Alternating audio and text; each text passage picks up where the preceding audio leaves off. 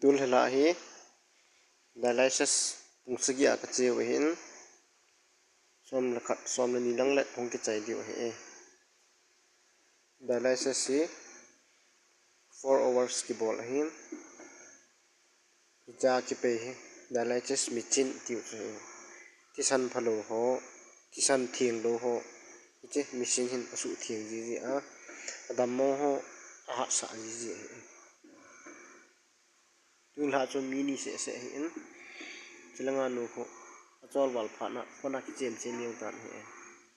dam mo nu ho nu a hin ma ho adap sa be sia blanket thu thu a kisil ni dialysis patient ho hi angai dola lungsit ta ta hi win chilanga ho sister ho doctor ho umjibin he dialysis mancha nyau nyau thil koi tu no hi dialysis si lisit chunga dinga ana saloi khat hi tan hi ke het don damo we sit zat long le che kidney na ho